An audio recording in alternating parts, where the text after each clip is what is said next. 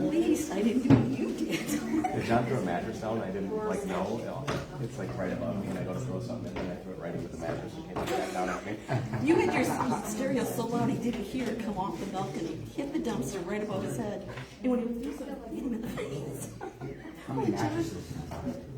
1, 2. Taking 3 out upstairs, right? Upstairs. Has a whole shower. 2. There's 2 bathrooms. I know, that probably would be nice. Yeah, it'd be pretty massive.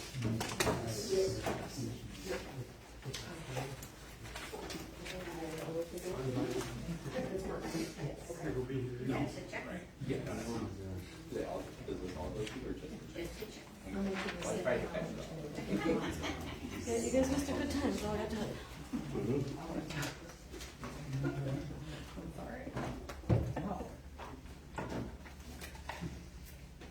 Keeping that much. Yep. See what happened? Good evening, everyone. Welcome to the Constantine Village Council, regular scheduled meeting of October 7th, 2024. This time I'd like to ask our clerk if you would call roll, please. Cardenio. Here. Hewitt. Here. King. Florence. Here. Mathers G. Here. Mathers N. Yeah, here. Piper. Okay, we do have a quorum. Now, will you please stand with me and join the same pledge of allegiance?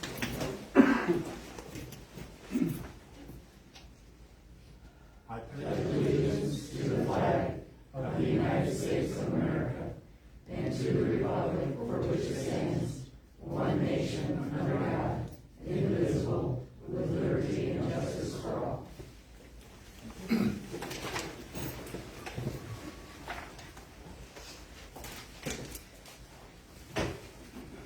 Okay, the first item on our agenda tonight is the approval of the agenda. I make a motion to approve the agenda as presented. Second.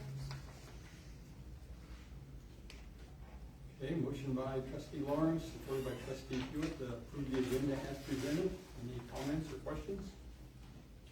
All in favor, please say yes. Yes. Yes, opposed?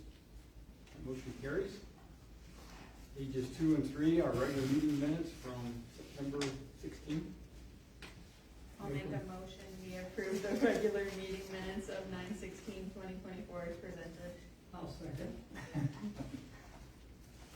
Motion by trustee Hewitt, supported by trustee Lawrence, to accept the regular meeting minutes of 9/16/24 as presented.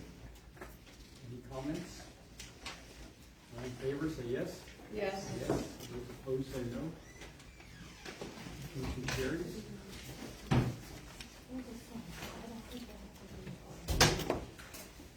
And then bills start on page 4 to 32.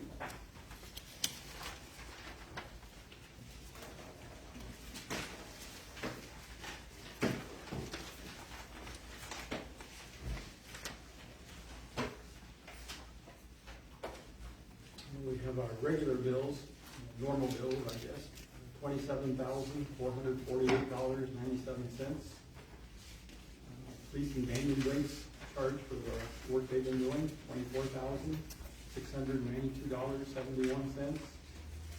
And Grain River and the new sewer plant, $1,237,907.48.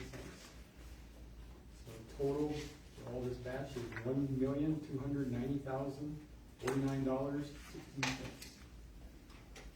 16. That's what I got.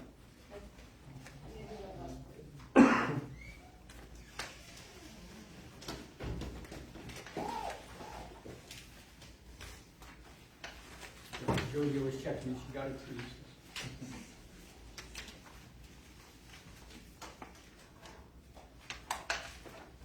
I'll make a motion that we pay the bills of $1,290,049.16. Support. Okay, motion was by trustee Piper, supported by trustee Cartagena, to pay the bills in the amount of $1,290,049.16.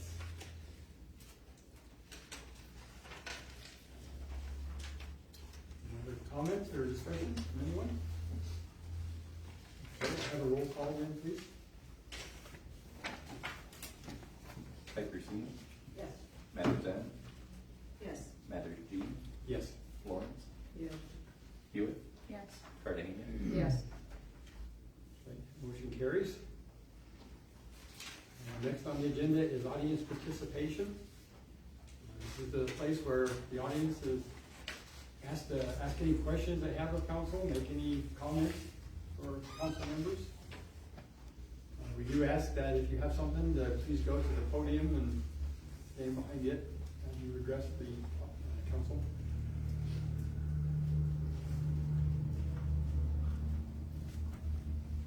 Okay, last chance. Okay, seeing no one then, we'll go on to unfinished business. First item, back here, I think I saw. Yes. Yeah, Matt Johnson from Police and Vandenbrink. This is going to talk about our TEDF update, page 33 in the package.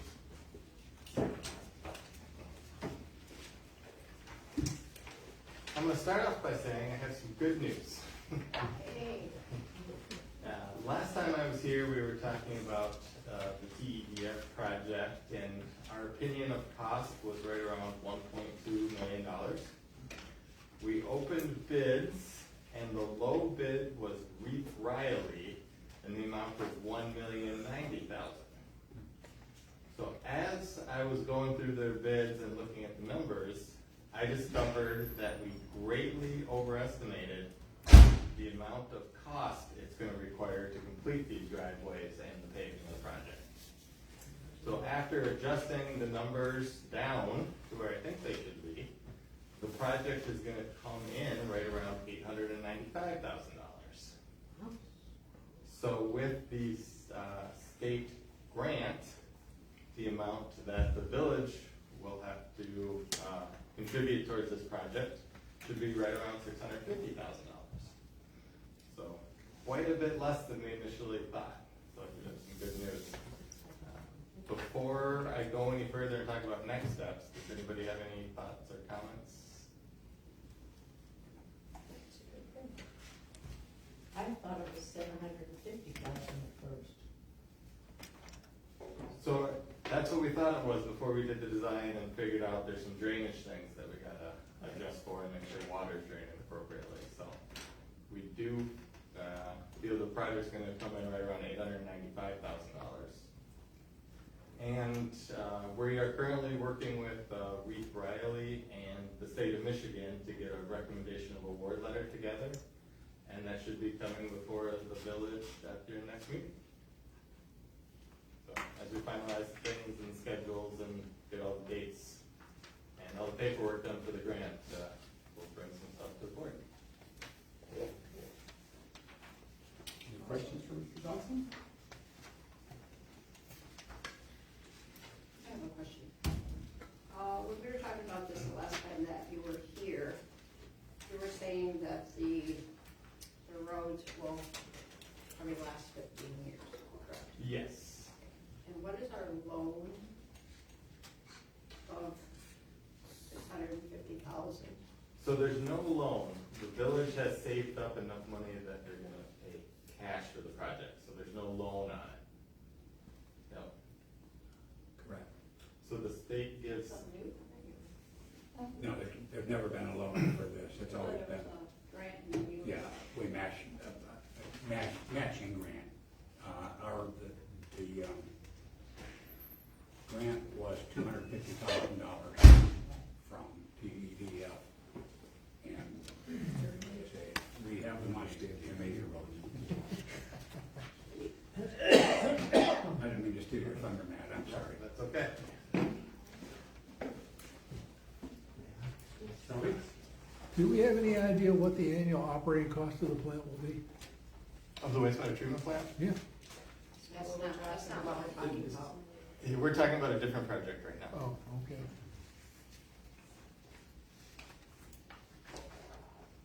Do you know if it's gonna be this fall or in the It will spring? be in the spring, so Reef Riley is gonna start it right around April, depending on weather.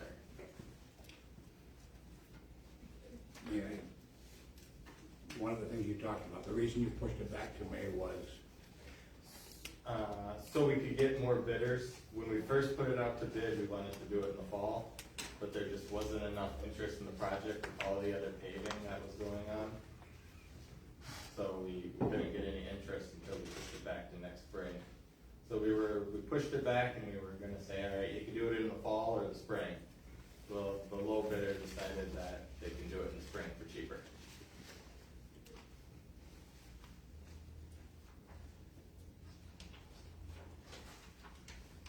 All right.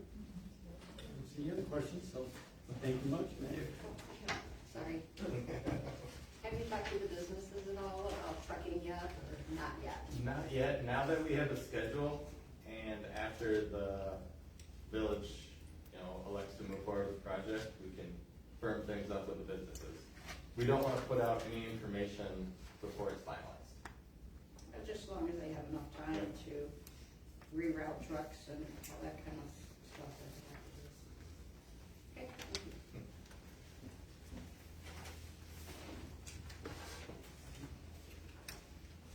Okay, under unfinished business, letter B, sewer bypass update. Can you set an update for us? yes, it's not complete yet. I'm going to tell you that Murphy's Law showed us ugly face. We had, the issues weren't with Morris. They were primarily with the company that provided the materials and the parts for the bypass. They got into it pretty well, and then Kaplan was there to haul sewer, and their pump broke. The bearings in their pump froze. So we had to call it a day then. They're scheduled to be there tomorrow. They've got 2 pumps now.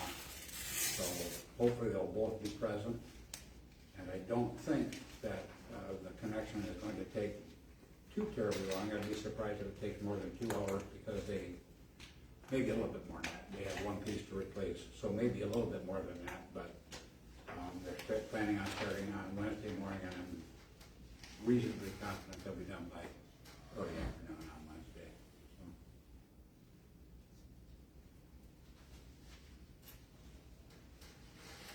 So. Good. Hope it goes well. Reduce some good news up there. Any questions for Mark? Okay, moving on, item C under unfinished business, DDA TIF presentation. That's loud. Mr. Brian Patelko, welcome back again. Thank you for having me back.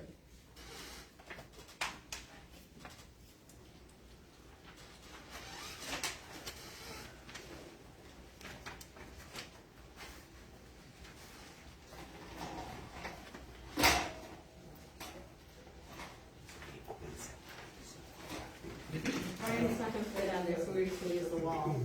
Okay. Fair enough. Larry, you wanna hit a light? Do that. Oh, You can turn on the one. It's dark anyway. Oh, yeah. okay. So these, there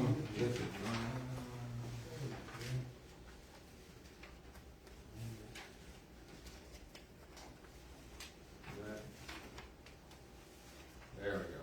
Oh, okay, so this is what I showed you last time, so I just wanted to sort of start with this as a little review to sort of talk about what we're looking at for the TIF. What we're looking at for the revenue for the TIF and where it comes from. This is what I was requested to prepare because the council thought they'd like to see a little more detail on this. So I prepared 3 different estimates of revenues that were generated for the TIF based on inflation estimates, historic patterns, or more modest growth. But tonight we're going to sort of talk about this middle case scenario where in about 10 years it's earning in thousands is 97,000, though we're going to round it up in a second just to even 100,000 for the simplicity of every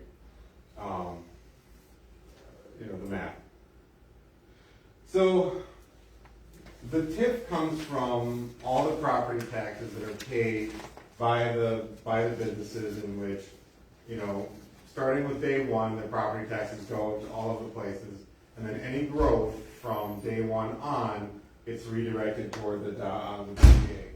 And so this was provided from the state of Michigan with the previous TIF of the millage rates and sort of where the sources of revenue come from.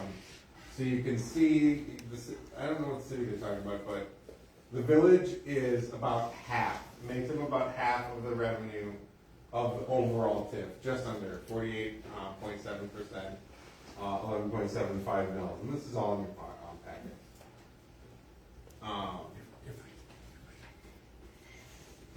So let's just imagine that, so I grabbed your budget from the website, and I sort of said, all right, let's imagine that, you know, the property tax stuff hadn't happened, the TIF wasn't, and last year the TIF was generating $100,000.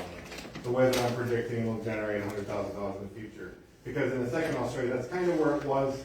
It was around $100,000 in total revenue in the past. I'll show those in a minute. But let's just say last year, the full year, it would have represented the village's portion of that 100,000, so 48.7% or 48,000 was, you know, just under $50,000, 4.1% of the village's budget, which, you know, is not insignificant, but we'll provide a little more context for that as well. The DDA's revenue, so before the TIF, before the property tax appeal that wiped out the TIF in 2019, the TIF was earning 122, 177, and 86,000.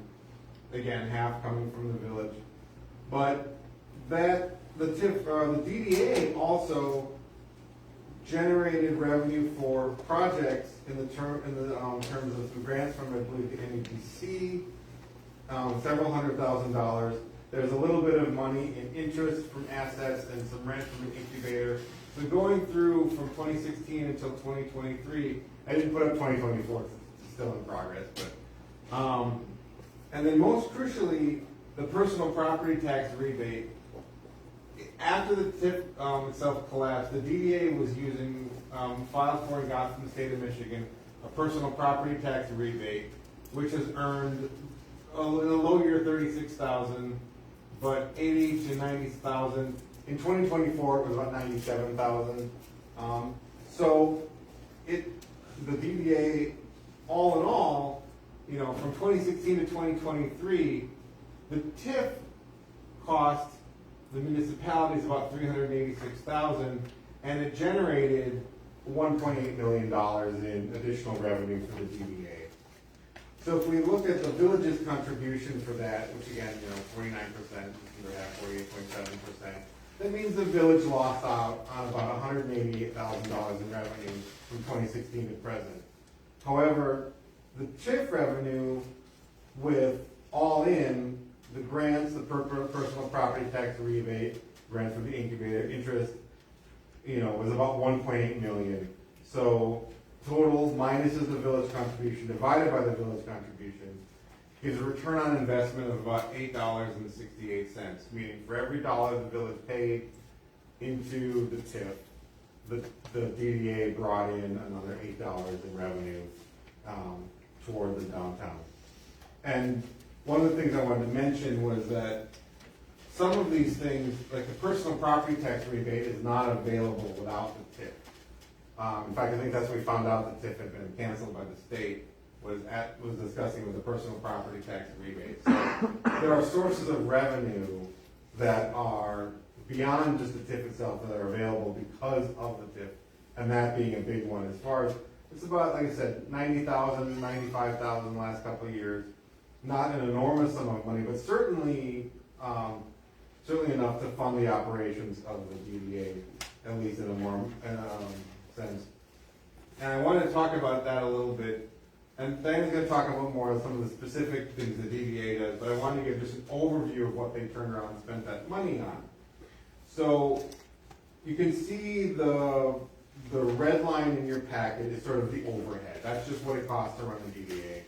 The staff time, legal fees, office expenses, other things like that. And it's plus or minus 50,000. They reduced expenses a little bit after the TIF collapse. The light blue line is, the spending money on community-based, the advertising, the planters, the signs, the different sort of promotions they do for downtown.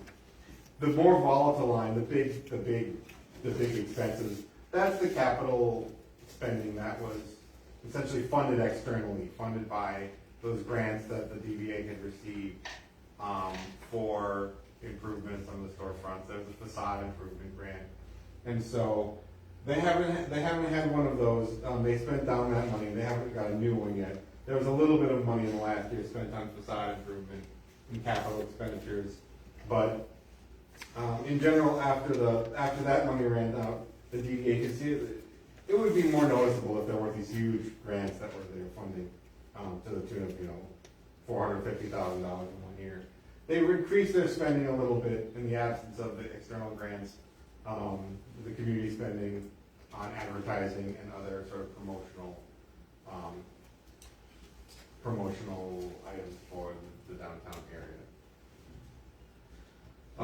And so I just wanted to kind of give that, it's a little more detailed level. Diana's going to present on sort of the specifics of what the DVA, the projects that they've got going on. I'm going to hand this over here. Kind of sharing space here, guys.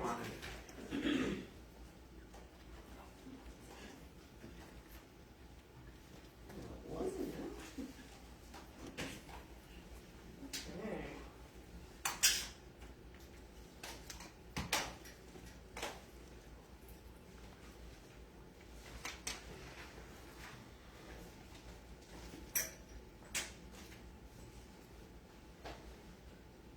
We're taking a vacation here. That doesn't look like altitude. That's what's coming. It's down by the river. Oh, That's what's coming.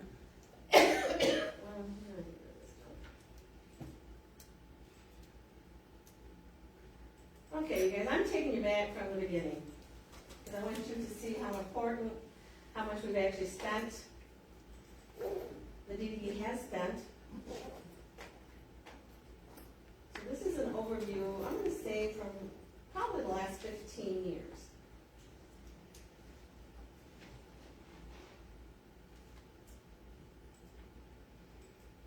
Some of you have seen this before. I think I'm going to stand back here if you guys don't mind, because I don't want anyone's way if this works.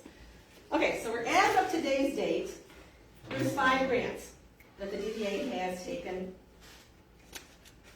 advantage of, and there's an abbreviation for every single grant. So I actually kind of wrote them up there for you so you would know what each of the 5 grants are that we've done.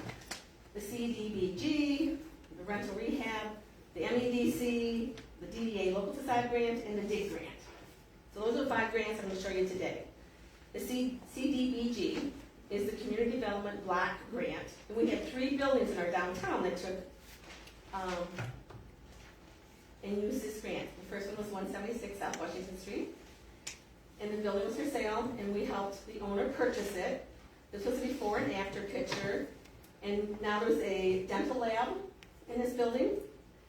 And in this building, there was the purchase price, the local price, and what the money that went into rehab. So it was a total value that was added to our community for $70,000. Second building was 105 South Washington. And this is what the front and back looked like. And this was the inside of the building. And just with the facade, or just with the CDBG, they had an antique store in there. They painted the back. This is pictures of the antique store. So that's what they did with that. And that was 105. And that added another $80,000 into the Illinois Wish community. 130 East Water Street. It was unoccupied. I think most of you know it as Donnelly's Jewelry Store. This is what it looked like when they purchased it. They had a lot of cleaning out to do. Then became Rachel's and then Elfie's, but it absolutely made the building beautiful. And that brought another $85,000 into our community. Then we did a rental rehab grant. We had 4 different downtown locations. The one was 160, 170 South Washington. Now in that, we have two-bedroom loft apartments upstairs, and they're beautiful. So there's two-bedroom loft apartments. Then we had 105, 108 East Water, 105, 119 South Washington. The reason why I put those all together is because on the upper floor, these are all intermingled. There's a layout that, again, this is what it looked like, you saw that. This is what these apartments look like now. They're absolutely high-end, beautiful apartments. There's 7 one-bedroom, high-end apartments, I'm gonna say in 105. And then the other location was 177 South Washington. And this has 2, as you can see, they did the oak floors. There's 2 one-bedroom high-end apartments in this unit. So with the rental rehab grant, this was the grant, the matching owners, which DDA helped them with different like facade grants, re-windows. So we had our money in there, but it ended up being $674,000 that we put into the downtown. Then we had our MEDC facade grant. We had 2 buildings that took and used that. The Harvey House replaced all these downstairs windows, and they rehung the signs. And here they are redoing the windows. And then this, I've always said, the ugliest building downtown. You can see a before and after picture because it was ugly. This was a facade grant, and I can't read those numbers. Can anyone read those all? Then the DDA has a local facade grant. And that's where, here we had boarded up windows. We got windows in there. We helped with the canopy here. We put new windows here. There's new windows here. And we helped with the stone front, which I don't see in this picture. The old clock. How many of you remember the old clock? It's down. And they took and redid the facade here. We helped them with that. Pipers, when they repainted. Some of these we kind of forget because they've been painted for so long. South Washington. These had all boarded up windows. Now there's open windows upstairs. 170, remember there was a carport back here? And took that off and they had to redo the siding. 155 South Washington, we helped them with the paint job. 182, new windows, a glass door. Oops, it wasn't new windows then, I'm sorry. 120 South Washington, they took and redid all of these windows. It was an amazing job, looks amazing. We helped, well, it's now high profile with them redoing their storefront. Constantine Brewery, before and after, and now received 2 grants from us, and we helped put the windows in downstairs, do the paint job, Elke's canopy, and there you can see the stone front that we helped them with. We helped with the deck at the Harvey House. We helped with the metal roof at the Harvey House. So with the DDA's money that we're getting only 48% from the village, we had 28 local facade grants. So there was, this is the money that we brought in, $235,000 improvement with our $90,000 investment. You guys read that? That's what I just had up above. I can see. Kind of fun. The DIG grant, Downtown Infrastructure Grant, East Parking Lot. I don't know if you guys remember how bad the East Parking Lot was. We had major. And this is one thing the DDA took on 100%. And you can see the total grant was for $292. The DDA paid $81,000, so we had $373 improvement to that east parking lot. Then we had the elimination program. How many of you can remember the pet depot? Isn't that pretty? Inside, this is what it looked like. Definitely a bold factor. We did demolition on that, so this is now what we have is open space. But there was the demolition, what we put into it, so another $10,000. We resurfaced the west parking lot. The DDA paid for this 100%. We did seal coating. We found out there was some repair to manholes we had to do. We did a 2-year contract. We had to restripe it. So there was $79,000 that we put on that one. And then we took and we did brand new lights, LED lights downtown. So we did that at a tune of almost $27,000. And then we purchased this park, next to your park downtown, to enhance the West Water Park. So now there's a dock, there's seating, so boats can come downtown park, come to our restaurants and our bars. We got to purchase that lot for only $6,000. And then we took and put this piece of property, 186, back on the tax roll, because we sold it. This is just pictures upstairs. This is a building that we bought and took, and you see how ugly it was, and now it's absolutely beautiful. Downtown, sidewalk repair. We took upon our pond and we repaired some of the sidewalks downtown for $2,500. And then we purchased this just recently. Can we say go? These are some examples of things that we've done in the downtown to make it look better. Excuse me. We purchased all the flower hangers. All the trash cans were green. We had them all straight black. We bought 2 new picnic tables. We had 3 new benches in the park. We did the banners, summer banners, Constantine banners, winter banners. We bought the huge flower pots. We bought this wonderful sign for $19,000. We put a sidewalk along Governor Barry's house for them. We have now ordered a brand new sign, and it's going to be the purchase price of $28,000. Some of the events that the DDA has done, we adopt the whole downtown, and then we give prizes. We did music in the park every Friday. Excuse me.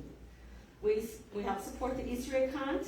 We did a meet and greet one time downtown. We invited all the downtown businesses, and we tried to meet and greet and get our people to know each other. Lighted parade.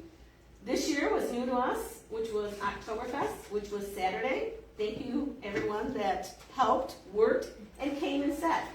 I think I can honestly say this was 3 times better than what we thought it was going to be. Girls, is that? If you were there, you would say it was amazing. It was amazing. Poor Kenda had to leave early because she sold out. So roughly, that's a good thing. So roughly, we have spent $386,000, okay? But we have brought in investments over $1.8 million into your community through the DDA and the TIFA fund. So you guys, this is major stuff. When you figure we're only taking 48.7% from you and others from other people in the community, this is huge money that we've put into your downtown to make it better. And I want to thank my DDA for being here. These are all the members. We have a great group of young people. Isn't that nice? All right, Shelby, what's your question? What percentage of the downtown buildings are retail? I don't know that off the top of my head, dear. I actually don't. I just counted them the other day, but I didn't. That's right, we did. I just haven't run the numbers yet, but it'll be in the report. No, I'm sure. I just was curious. Well, I know we've got quite a few new ones. Yeah. We still have a lot of work to do. I'm not gonna say we're done by any means. We've got a lot of work to do. But we keep working. Mr. Piper. Just a real quick point, we used the term that the DDA is taking 48% from the village, but we're not. What you see here, it's just not leaving the village. We're helping to manage, a very important piece of the village, taking that off the plate of the day-to-day burden of the village management. Nothing leave, these dollars do not leave the village at all. Nothing is taken from the village here.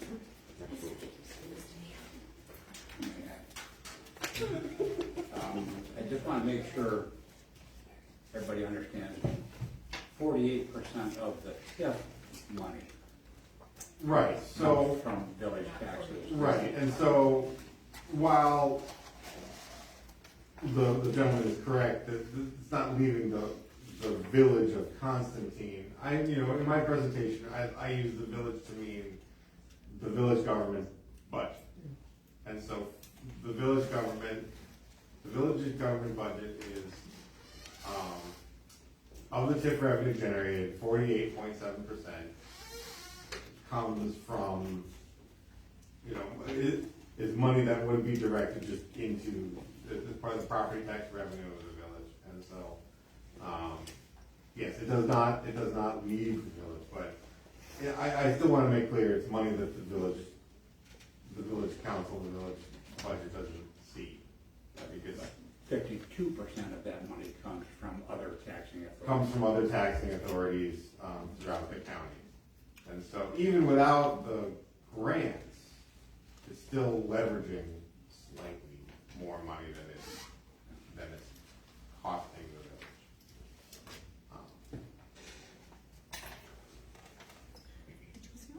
the village. And like I said, some of the avenues for additional revenues generated, like the personal property tax rebate, is only available in the existence of the TIF. And some of these revenues, like the grant, are only accessible in the sense that they require a dedicated staff person to write the grant, manage the grant, deal with all of the writing a grant's not. Dealing with a grant is not as easy as raising your hand and asking for money. It requires a certain amount of time and reporting and accountability as well to the grant, to the person that gives the grant. So that requires effort as well as, Brian, please correct me if I'm wrong here, but what the TIFA does is it starts at this point, and the only time we get money is when it goes up and above. So like if we improve something in that area and the money goes up, that's the only time we're getting that 48%. Right. Is when it's an improvement to the village. It's not right off the top. Right. We have to earn it. We have to make it better to get that money. Right, and you can see in the history of the TIF budget, it goes up and down, and so, and right now, all the property taxes being paid by entities, the taxable value of those will continue to get paid to the various taxing jurisdictions, the village, the county, and whatnot. The term tax increment financing refers to any increment that it grows beyond the initial value. Improves it. Improves, and, improves. And if it goes down, then the TIF loses money after it has. Yes, there you go. I have a comment. Okay. That was a great presentation. I myself had no idea that the DDA did all of that. I knew of some of it. I would really like to see you make a poster, print some of those pictures, the before and after pictures, put them in a window of an empty building, because if we pass this, or when we pass this, and it goes in the newsletter, and people come to me bitching, I want to send them to that window and say, go look at what they do.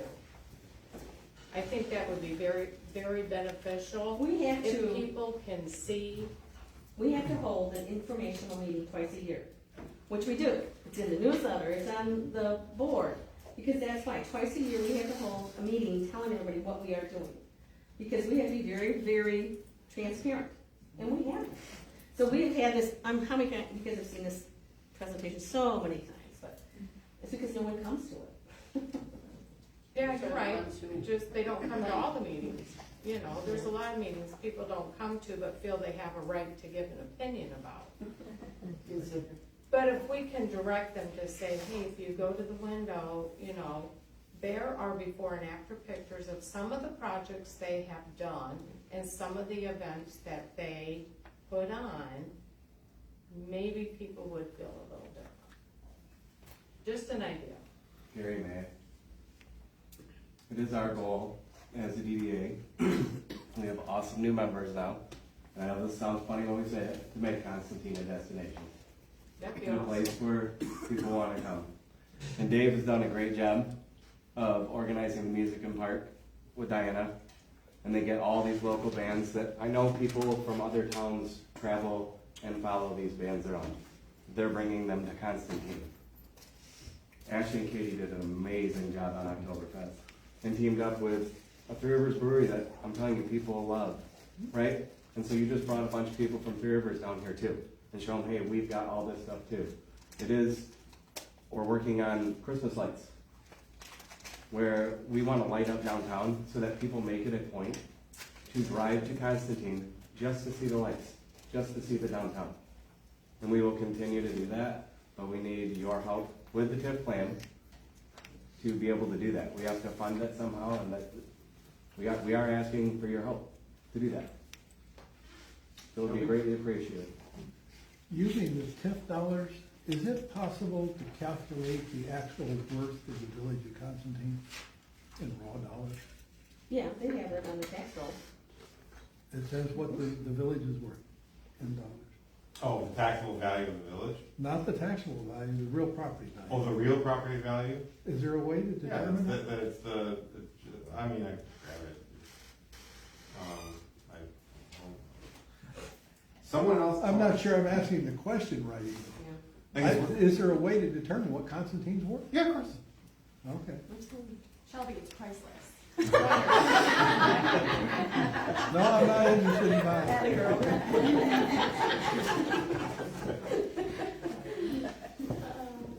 I have a question. On that 48%, that if there wasn't a TIF, Yeah.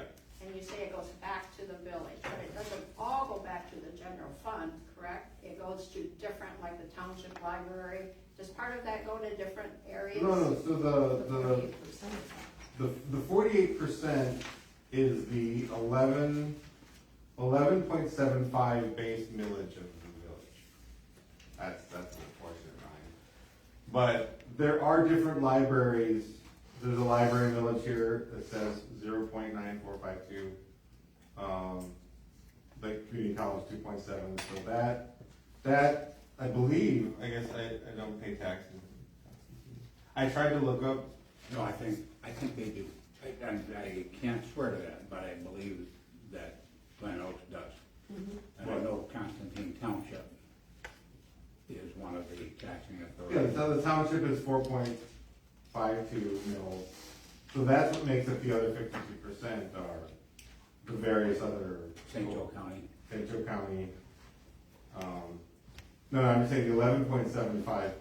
I tried to, these are the millage rates that the state of Michigan provided me. I went on the website to try to just grab a random property and see what the property taxes were, but I didn't want to pay it. But, so my understanding is that the 11.75 is the general, that's your general fund. Yeah, that's just the basic millage rate. I would like to follow up on what Kenda has just said about people wondering what's going on in the village. Nothing's ever done. We're not bringing in new businesses. I mean, we hear it all the time. And I think that the DDA is probably the most positive thing that's going on in Constantine. You do so much for downtown, and you're increasing the downtown area to broaden it some. And to me, I can't say enough about the good things that the DDA is doing. Thank you. Thinking about Myron, I moved to town about 28 years ago, and the changes, you remember when the buildings looked the way they looked in the pictures and things like that, and how much the buildings have improved. They look great. The sidewalks and all the events that the DDA puts on. They've had a good group of leaders in the past, and they've good people that serve on the committee, and as I say, it's a whole new bunch now, and they're aggressive and eager, and it shows. I like what the DDA does. Appreciate all the work you do. That said, though, we also have to watch money for our taxpayers. So we'll watch those out too when we negotiate. But it is a good organization. We appreciate everything you do for us. Anything else? I did see that the map that the TIF is going to obtain funds from has grown from what the original one was. Could you explain the rationale for the growth of it? My house is included on it. which I guess it is listed as a business, can be a business, but can you explain that?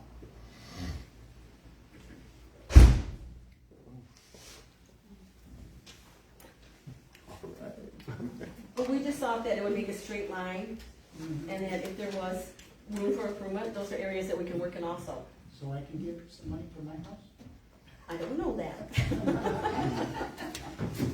I don't know that. Because in essence, it's more funds that'll be coming your way. Can I respond? Sure. So, part of the thought process there is that, I mean, the DDA, the existing DDA district has been set for a long, long time. Constantine is growing. There's, you know, the DDA TIF district was based on having the highway come through downtown. And it's still based on that, the original. So now, we're looking at, okay, let's revision this. We have a bypass now. What is the business route gonna look like and what can grow? So we're looking at that area of potential development that we can help to influence and, you know, hopefully in a positive way. So it goes, And offer that, you know, if somebody says, okay, you know, if an existing property owner or a new developer says, I would really like to come in and start a commercial enterprise along Washington Street, south of the downtown, we want to be able to influence that and help with that, guide that, so. are those properties all business? Is anything along 131? It's kind of, it skips around a little bit because of the Yeah. post office and things, but most of it's residential and there's, you know, that, the DDA has no influence directly changing a property The zoning. zone, Yeah, I that's understand the zoning board and the commission, and that's only done if somebody requests it to be done. So, nothing changes at all by expanding, or redefining the boundaries of the DDA district. Nothing changes out the gate at all, it just gives us. Except the amount, you get more funding. As the properties get sold and resold and revaluations, any of those properties along the way comes to TIF, correct? If it's improved. Right. If it's improved, yeah, there's, the baseline is zero for the DDA, so if a property has a baseline of $100,000, the DDA, that's where it starts. If the DDA can influence that and increase that value to $120,000, then the DDA gets their increment off of that additional $20,000. And if that property decreases in value down to 80, then we're just, I am, and I'm just playing devil's advocate, and I'm not No, great anti, what question. you guys are doing is great work. But that is, in essence, that whatever amount it is not coming to the village, it's coming to the DDA. Which Right, is As the opposed- village, right? Which is the village. Exactly, but we have bills to pay in both quarters. Absolutely. To answer the question from before, the assessed value, though, I believe that's therefore half, you know, so the assessed value of the village is 72.6 million, but that's half, you know, with Michigan's weird SAV laws. So the village worth in assessed value is $145.2 million. The taxable is much, much less. The taxable value of the village is just near 50 million. But again, with the gap in the assessed and the taxable, the SCV is 145.2. Is that? It sounds pretty close, yeah. I have a question about the waterfront. Is the river included as part of the village? The river itself, Yeah, well, the river has no taxable value. I know, but is it part of village property? Is it considered village property? No, I don't think so. I think it would be along either the county or the state, but it just doesn't. I think it's not. I was just curious, I never really thought about it. I think it's tied into the federal because it's a waterway. It belongs to God.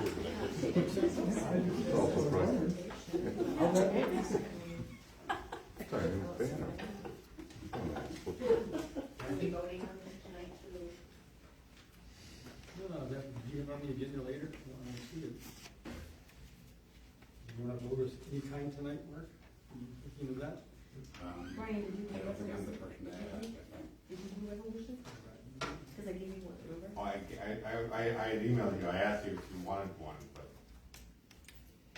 the resolution, You asked me what? I said I emailed you, I asked you if you wanted to use the same language or what the date would be.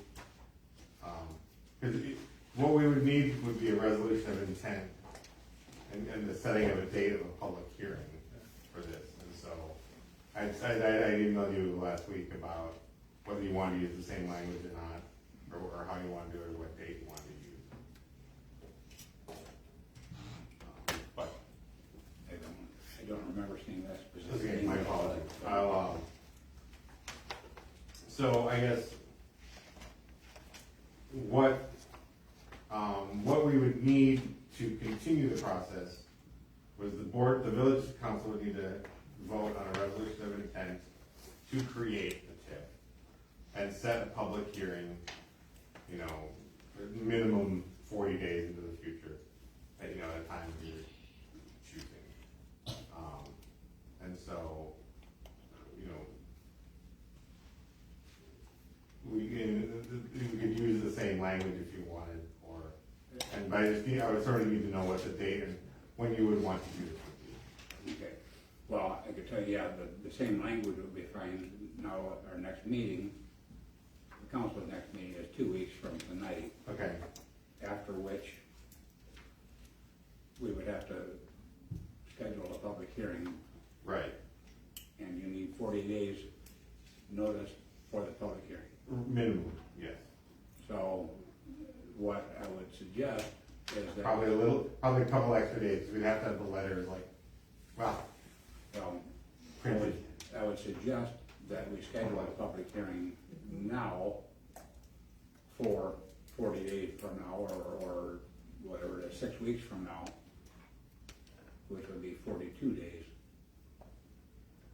I mean, you don't have to have any other action other than scheduling a public hearing at the moment, correct? I mean, I realize the notice. Yes. We have to get the public hearing.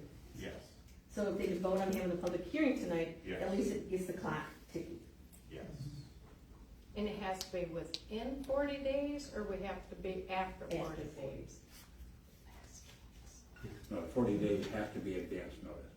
Advance notice. Right, so after 40 days. That's why if you vote on the public hearing tonight, at least it gives us, And actually, the DDA is asking for what, maybe 45 days or more, is that what I'm hearing? Well, to be fair, the notice has to go out. There has to be 2 pieces of conspicuous notice. The earliest notice can't be more than 40 days, because you can't notice it in 6 months from now. So there has to be 2 pieces of notice between 15 and 40 days. So I guess you could, and you wouldn't want to do 15 either, because you have to do it twice.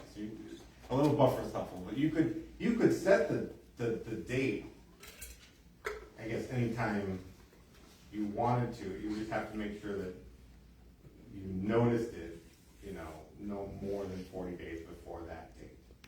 So, does that make sense? No more than 40 days? Yes, no more than, the first notice that gets put in a paper or mailed to people has to be no further than 40 days away from the event. Because you don't want to notice something for a year later and then they forget. So there's a window that all the notice has to take place in.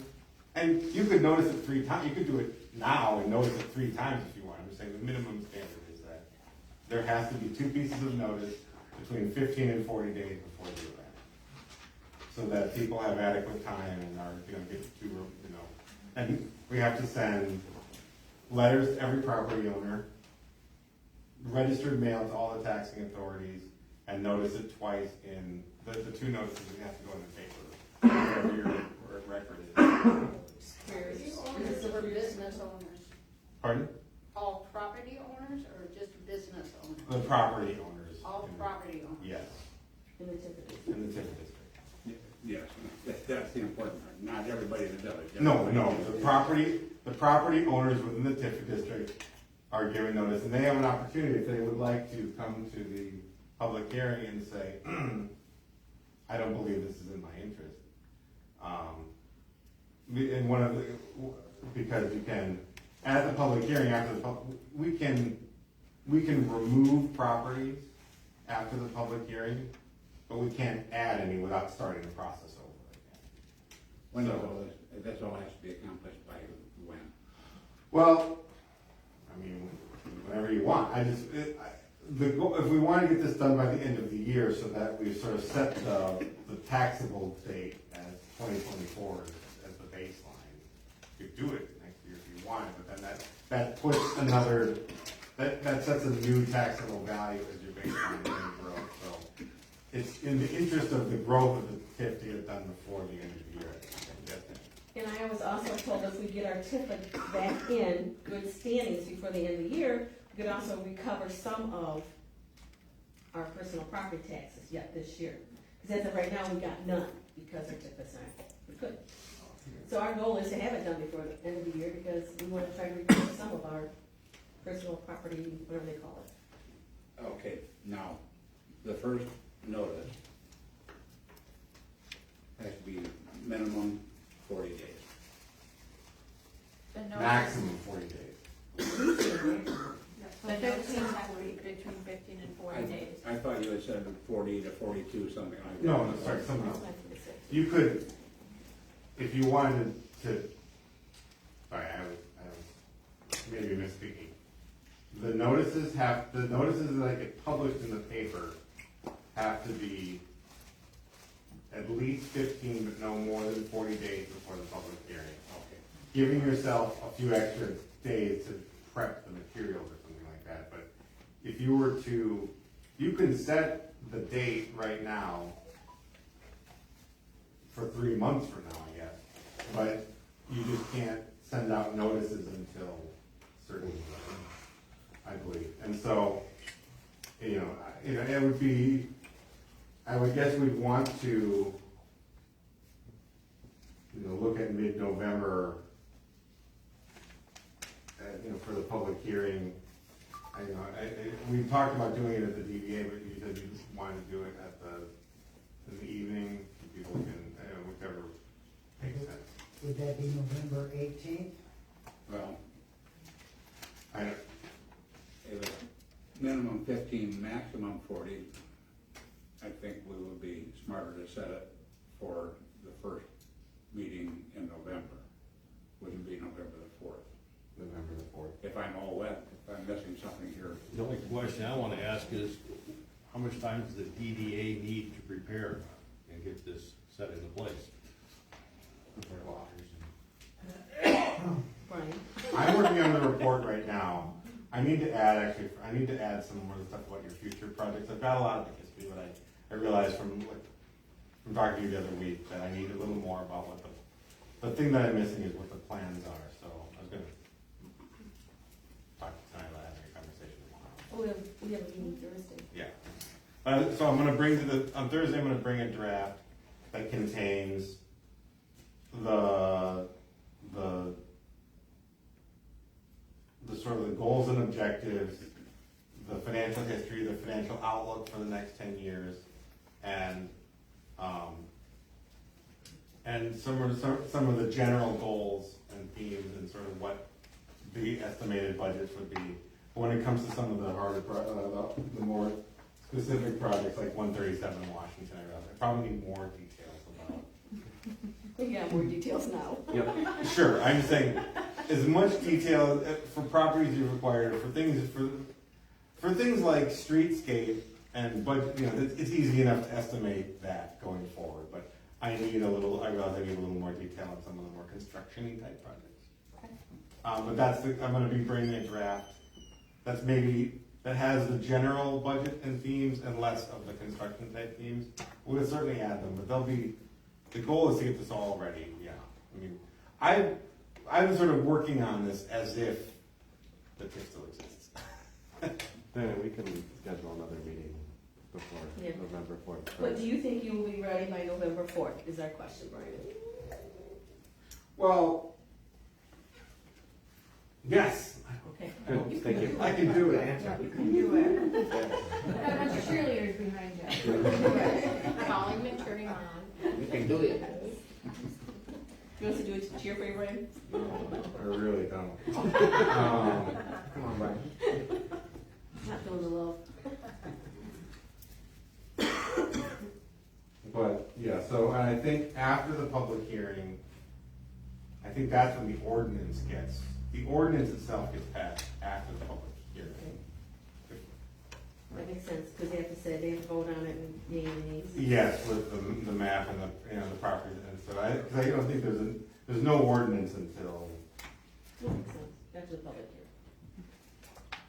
But then, did I hear correctly, you said we have to have two Yep. public hearings? no, 2 notices. Oh, okay. 2 notices in the paper, All right. between 15 and 40 days, 1 piece of mail sent to all the property owners. And if we've got the same language, I've got the documents, I'll just add the date, and I'll email them to you tomorrow. So tonight we need a resolution, right? No, you need to vote on the public hearing. Okay? Well, I think.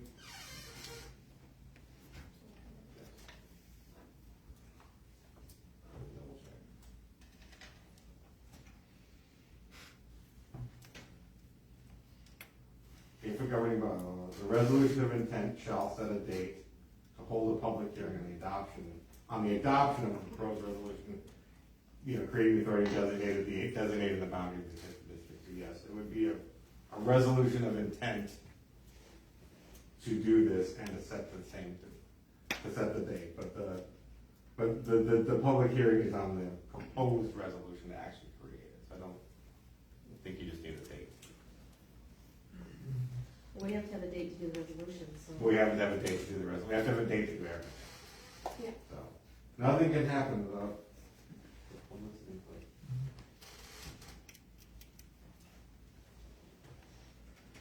You need language for, if there is a motion, you need language, that's the man. Okay. I will make that motion that we do what you just said.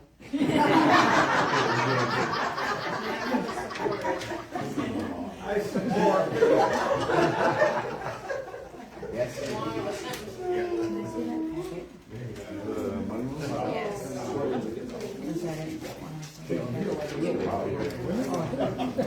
I'll second your motion. Already did.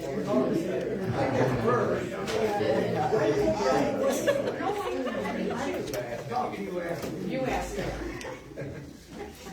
I heard it.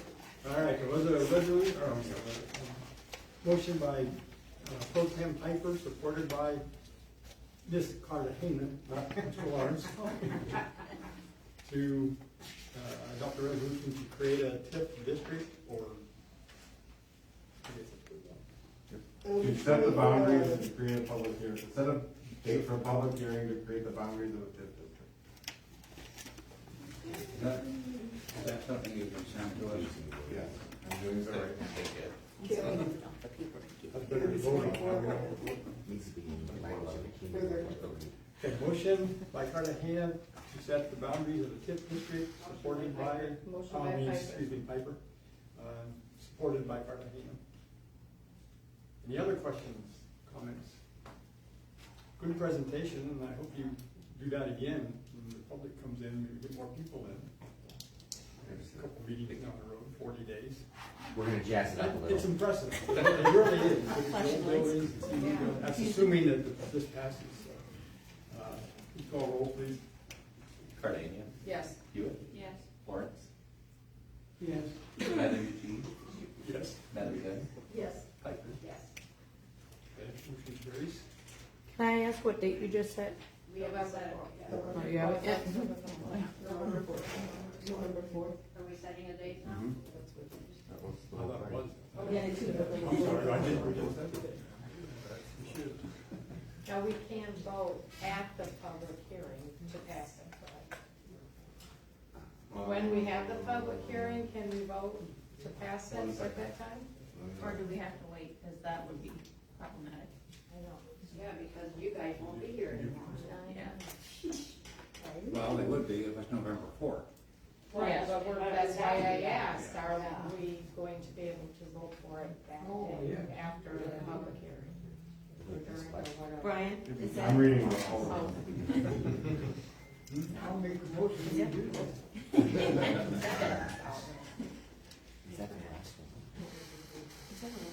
All it says is after the public hearing, if the governing body intends to proceed with the establishment authority, it shall adopt by the majority vote of its members a resolution establishing the authority and designating the boundaries of the authority. So I think there's no date that So says. that would happen in the same meeting. Yeah, just after the public hearing. Okay. Perfect. And this will have his board. Did we vote on that? Okay, anything else on that? Thank you, Brian. Thank you. Thank you, guys. Thank Girls. Great. Move on to the next item of business. We got new business now, MERS resolution. Page 36. I will open this by telling you there will be no increase in expense to the village, but I'm going to let Jody explain this MERS program, supplemental retirement program. What actually we're trying to set up, or our employees have asked us to set up, is an avenue for them to save their own money, pre-tax. So we've asked MERS, who we have our retirement program with, to build a 457. They've given us the resolution to pass to allow our employees to contribute their own money. And there's no cost to the village whatsoever. So would it be like the non-police people that would be able to get into it then? Everybody can be in it, and actually non-police are also in MERS now too. That's open to all employees, It's a good program. yes. It's actually like a Roth account, right? It's a 457.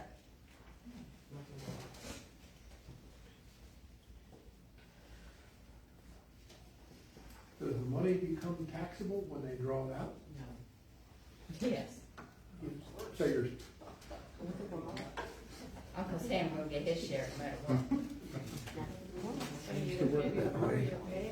I think I read something that you're similar to a Roth, and if you put money in a Roth, and there's no advantage in putting it in like a regular IRA, so there's no tax when it comes out. Because they tax you when it goes in. A Roth taxes you when it goes in, Right, so you don't pay taxes on it. when it comes up, correct. This is no additional cost You to do on the the game. village. That's correct. It's all. It's employee all money. employee funded. And it's not required for every employee to contribute. It's their choice. I'm sorry, I didn't hear that. It's their choice to contribute. And you said they contribute pre-tax? That's the only way. do the employees have any say as to how the money's invested? I'm sure there's portion they will do. Their portion. Their portion?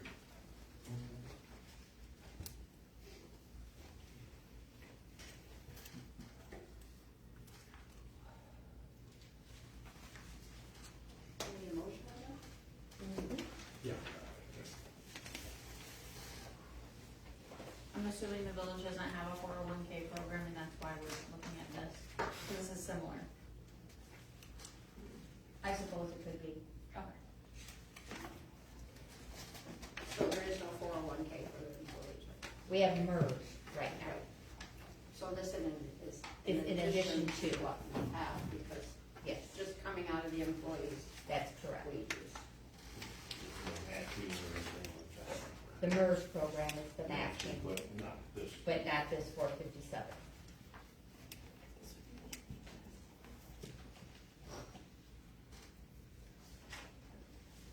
We're looking for a motion that the village permits new Form 457 supplemental retirement program resolution. So moved. That employees contribute.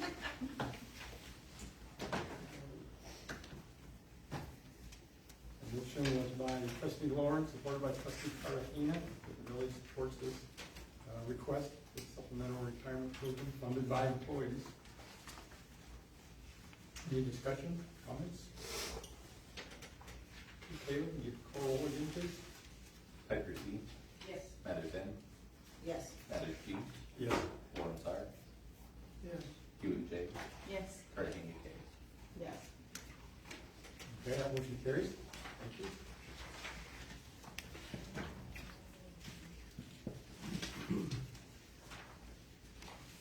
Page 42, deficit elimination resolution.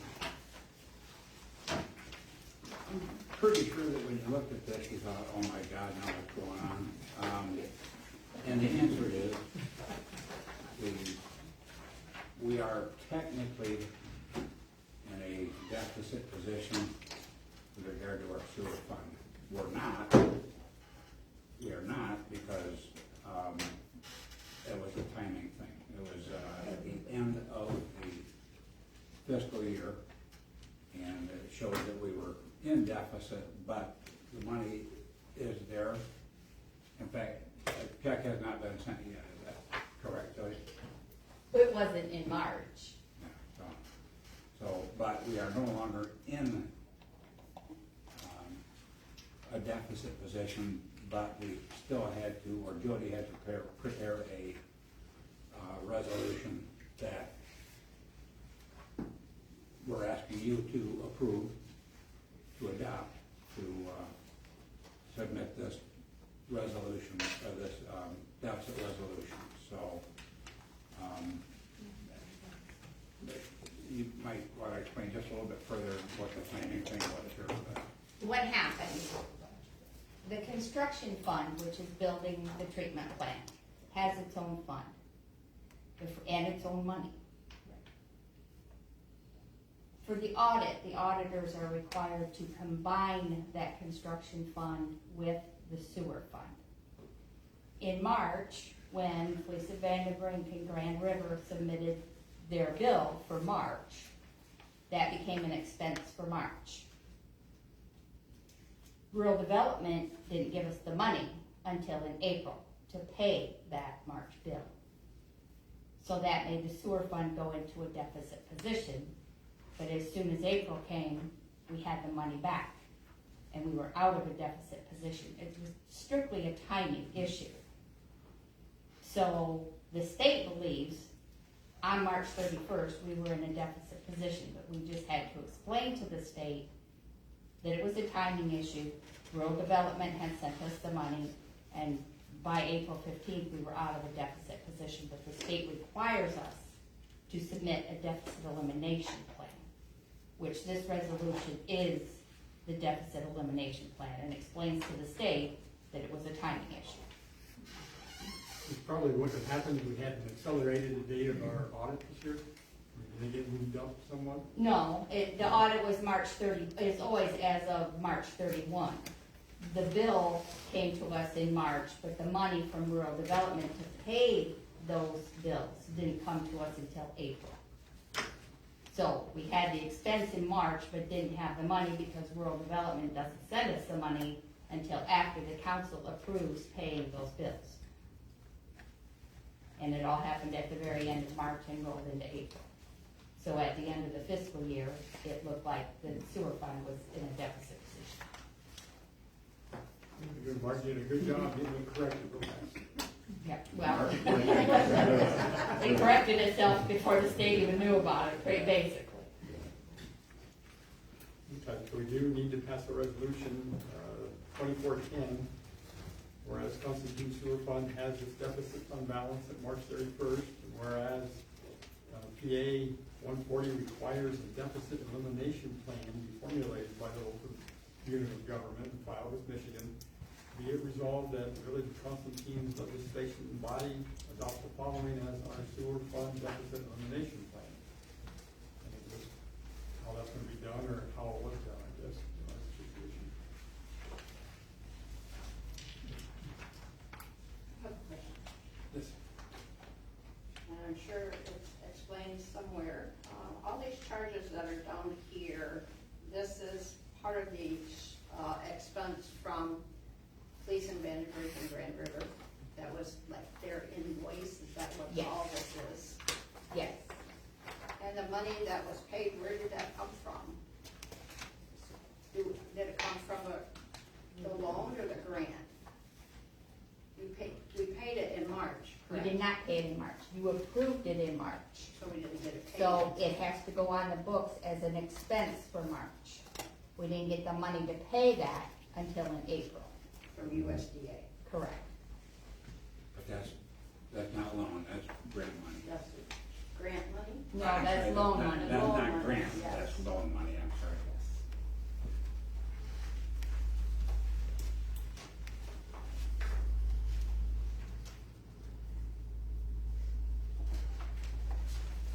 Okay.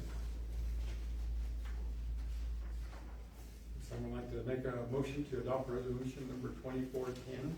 I'll make that motion. I'll second.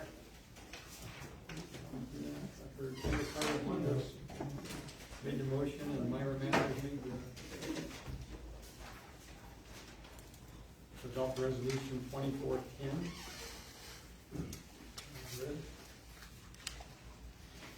Any more comments, questions? Can you call the roll, please? Cartagena, Yes. Hewitt, Yes. Lawrence, Yes. Mathers, Keith, Yes. Mathers, Yes. Pike. Yes. Okay, motion carries.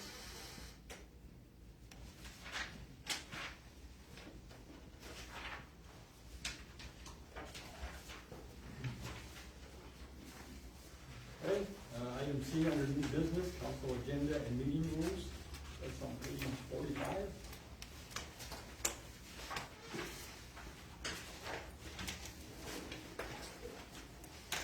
Manager?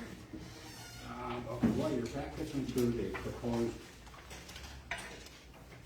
change to the agenda format, as well as the rules for how meetings should progress, and limitations on public comment. The suggestions don't represent a major overhaul of either the agenda or the public comments, but they do limit the length of the comments, and they restrict each person to one opportunity to speak. As I was composing these documents, I contacted many of the townships and villages in St. Joe County, and all have rules similar to the ones that I'm proposing. Several are more restrictive in that they don't generally respond to comments, and some don't receive or respond to any questions. All have time limits for the comments, and in fact, I gave you a list of the municipalities that I spoke with, and they're all 3 minutes for comments. I don't think I spoke with anyone who allowed audience members to address the council or board more than once. So that's, and you've got a copy of a proposed agenda that I gave you. Most everything is the same as it was on the previous agenda that we have, but public comment replaces audience participation, and the only other thing I changed really was the minutes. I'm eliminating newsletter minutes because all we're doing right now is giving you 2 copies of the regular minutes. So to have something for the newsletter. So, but probably the more important aspect would be the meeting rules. You've got them there, of course. All persons who wish to speak during public comment will be given that opportunity. No person will be allowed to speak more than once. Persons must be recognized by the chairperson before speaking. If physically able, all comments must be made from the podium. Comments must be directed to the chairperson. Comments must be made in a courteous manner and be limited to, I said 5 minutes here, I meant to say 3 minutes. Please refrain from side conversations that may disrupt or distract from any presentations or official village business. Persons disrupting the meeting will be asked to cease that behavior or leave the building. Public comment is designed for comments only, not questions, although the chairperson may grant an exception on a case-by-case basis. Public hearings are scheduled for myriad reasons, variance applications, ordinance amendments, zoning changes, etc. so the council or the ZBA will frequently have questions of the applicant. The applicant may not be bound by time limits, but audience members must still adhere to the 3-minute limit. No audience members may speak more than once. So in other words, in a public hearing, audience members will be given the opportunity to speak twice, the first during public comment and the second during public hearing. So.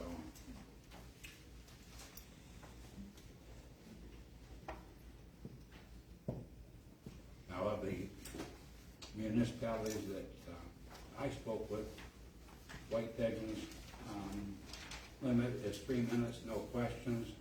Village of Centerville is 3 minutes, and they don't allow questions. The Village of Schoolcraft is 3 minutes for non-agenda items. The council may ask follow-up questions. In the Village of Schoolcraft, they have a second opportunity to speak at the end of, and that's also a 3-minute limit, no questions. Pages Township, 3 minutes, questions may be asked, but the council is not obligated to answer at that time. Constantine Township, 3 minutes, questions may be asked, no obligation to answer. And St. Joe County Board of Directors, 3 minutes, and they don't allow any questions at all.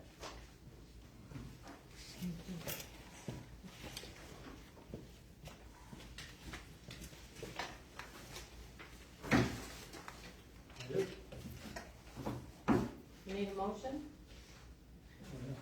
I'll make that motion. That we accept the new rules of the meeting. Okay, motion by Cartagena, supported by trustee Piper, that we accept the new agenda and meeting rules presented by the manager. Does that mean if there's a topic of discussion, audience members can ask any questions? Is that what I'm understanding? Another question. If there's a topic of discussion, audience members are allowed to ask any questions, is that right? Correct. I feel like we should at least do questions at the end for 3 minutes. You can choose which one, when you want to speak. Well, actually, in this case, I put the public comment at the start, right after the approval of the agenda. Unless there's a public hearing, there would not be a second opportunity to address the council. I feel like we should do maybe comments where they are, but then questions at the end, because I feel like we go through a lot of stuff and not letting people ask questions, I think will be not a good option.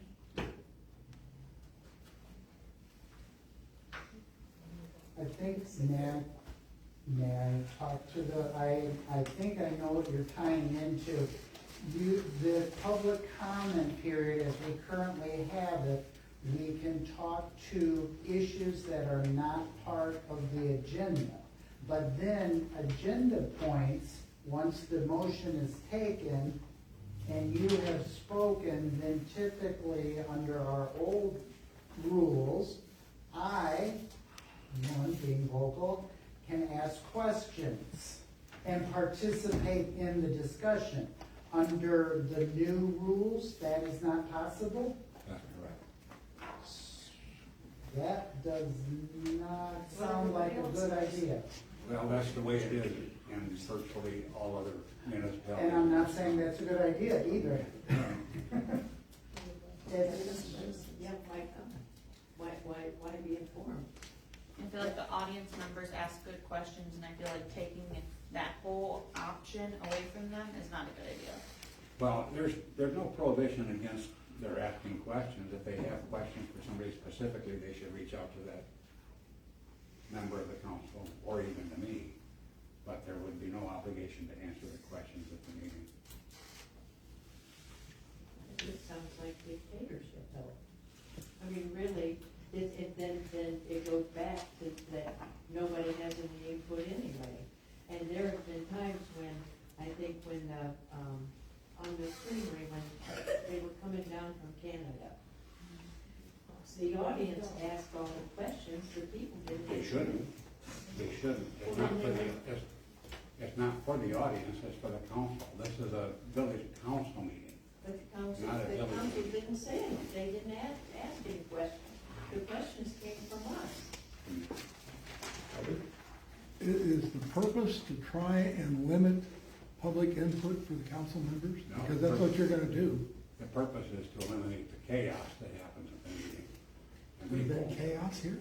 I haven't. It's happening tonight. The people asking question after question, making comment after comment, essentially, and I'm using the term hijacking the meeting. So it's not the council's meeting anymore, it's the people in the audience who are making all the contributions. That's not how it's intended. And trust me, if you check around, call all the other I villages. think you're cities, right and in so checking forth. the other villages, I think it does say that. The method that I'm proposing here is exactly what other municipalities are doing. Well, I'd rather have the president of the council, somebody elected, determine who gets to talk and who doesn't. You can ask the question of council, it just doesn't happen at the meeting. Or if you do ask the question, they're not obligated to answer it at that time. I understand, that limits public input, that's what it does, effectively. There is a Michigan compiled law that states the village president can call a point of order of the meeting. If it gets out of control, they can call a point of meeting and it has to go right back to where it's supposed to be. I So why agree don't with you that. enforce that? Because I live in White Pigeon. I'm running for village council president. And what I want to do is I want to put a public comment section and like Ms. Hewitt said, put a question and answer at the end as well to let people have an input. And I like the way you guys hold your meetings because at our meetings, I can't ask a single question. I just get stared at. I ask it outside the meetings, they don't answer it. So that's where I think if you guys actually answer the questions, I'd be okay with that. But there has to be public input because that's why the public elected you guys. If that makes sense. Isn't that available though, with the 3 minute? No, Why- nope. We can't ask any questions, any comments, anything. We just get stared at. And that is, yeah. You're gonna remove yourself from the public that you're governing. As long as you guys make a time outside of the meeting to like answer questions, it wouldn't be an issue. And I understand, yeah, these meetings go long because our meetings last 5 minutes. But Most of them do from what I found out. yeah, it's, Not that short. but like I asked a question that pertained to something on the agenda and they didn't even answer it, they just stared at me. And I can't get an answer over email, call, anything. So that's where people are gonna have the issue is where they can't be informed because they can't ask their questions. So as long as you make a time for that, like maybe once a month, because you have 2 meetings, maybe instead of the first meeting, do no questions, or like the second one, make a time for it. That's just my opinion. So, I want somebody that I elect to determine whether I get to talk or not some regulation. Can I say something? I'm gonna be honest, you guys are hired. I mean, really, every person sitting up there is getting paid, maybe not a lot, but you're all getting paid, and the pay is coming from the people. It's just like our Washington people, they're not doing that job for nothing. We can't go ask them questions. You can ask, well, you're not You gonna. can go to their meetings and ask them Yeah, questions. You're right, you can't ask them questions, and I think that's wrong. Yeah, you see, that's good. Yeah, I just recognize Kathy. I'd like to make a comment on this too. I do agree with what Jasmine has said. And I do think the public needs to have input, but it does need to refrain from all the back and forth. I mean, sometimes we have 3 or 4 people in the audience talking at one time, going back and forth, and that's what we're trying to undo. Because most of the time, it doesn't get us anywhere, except time. So if we can put a limit on it of 3 minutes, one at a time, like. And only once, then I think that's the way to do it. And for my part, I'm okay with that.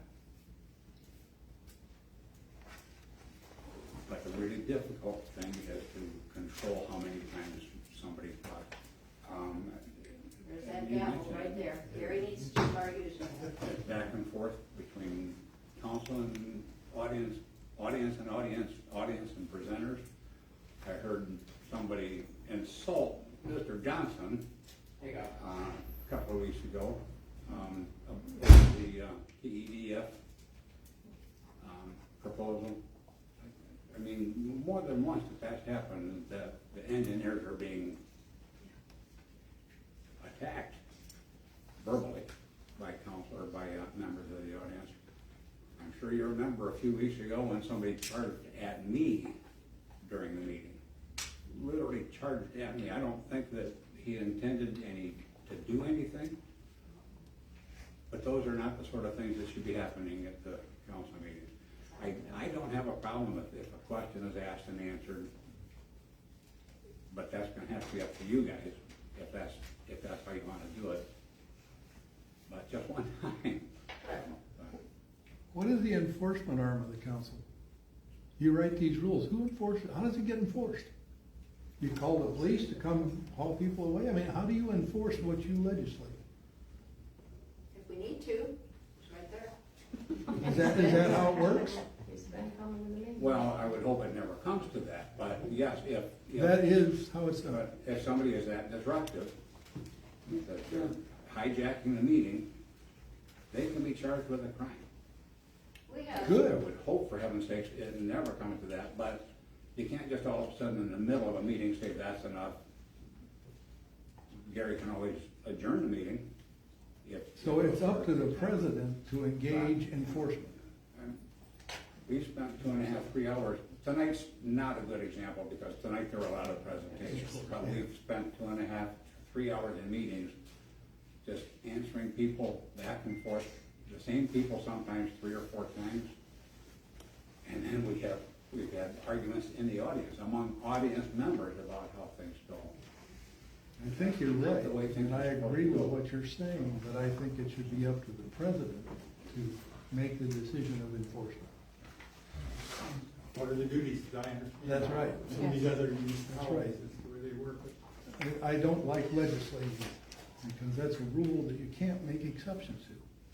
And sometimes there's a need for an exception. Sometimes. Mark asked me if you could check some of them. If I cared, we checked other municipalities, and almost, I'd say 100% of them came back and said, we don't allow conversation, or we limit it to 3 minutes, so. Mark? Okay, thank you for recognizing me. May I make this, you do the introduction at audience participation, which I know the name is going to change. You typically say 3 minutes to a non-topic on the agenda with the idea, which I like, and this is what Ms. Hewitt is suggesting, perhaps 2 minutes individual to specific topics on the agenda. Sometimes agenda items get mentioned one time and they're gone forever. So give a window for conversation or input, because sometimes I would like to think I have good input sometimes and ask a good question here and there, and if that's not available, that's unfortunate.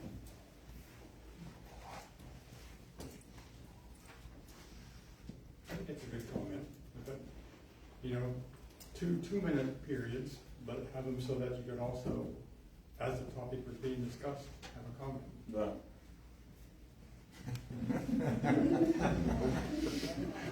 Get back to where we were. yeah, that's right back to where we were. If they want to make comments after the meeting, I'm sorry, at the end of the meeting, but if it's happening with every topic, we had 6 topics, right? If they have 6 people have questions or 2-minute comments on all 6 topics, that's, So they we get haven't resolved anything. two times, they get a total of 4 minutes the whole meeting. And they can choose where to use the Well- second one. I mean, then that way, if they have something that we're gonna be voting on, if they have an opinion, they can at least express it in 2 minutes time. That's not very long. It is.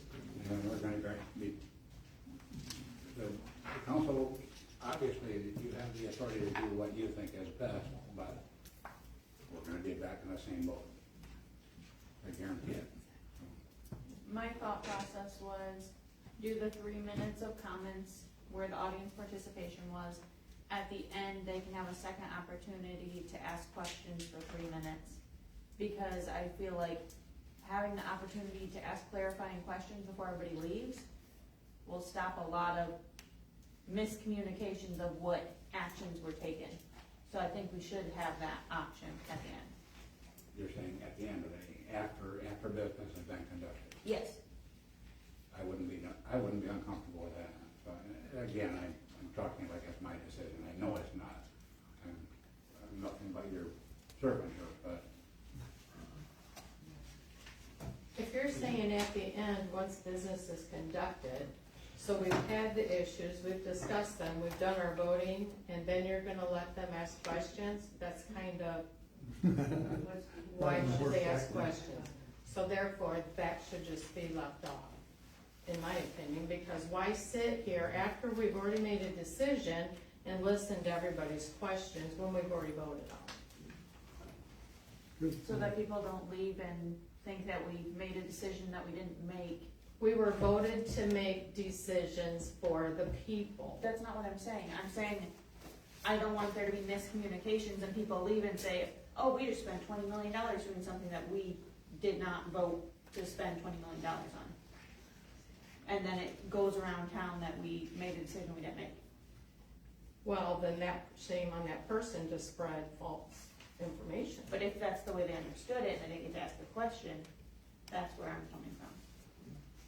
So they can just ask clarifying questions. So you voted yes to spend $20 million, and someone can respond, yes, that is correct. Clarifying questions or questions at the public comment. I don't care, but I feel like people should be able to ask questions. Otherwise, there's no point in coming to the meetings and there's no point in. Exactly. You come to get informed. You don't come to argue with the council. You don't come to bash the council. I had somebody come up to me the other day out in the public and said, I read the newsletter. I cannot believe the way you guys are bullied. That's how that person perceived the way that what was in the newsletter based on comments from the audience. And believe me, there has been more times than 100 that I have left this meeting feeling bullied. Because I'm not being allowed to make a decision because I was voted to sit in this seat to make a decision for the village. Another reason why you will not see my name on the ballot on November 4th. Yes. Maybe do the opposite, put answers and questions at the beginning and public comment at the end. So like have them answer, like ask a question at the beginning and go like even on the agenda, and then at the bottom put public comment afterwards. Does that make sense? Maybe switch them. Is it not true that if you're in the public eye as a politician, that's part of the job? You're gonna get harassed by people. It's gonna happen whether you like it or not. That will happen on occasion, but at the same time, if you don't like the decisions this council makes, don't vote for them next time.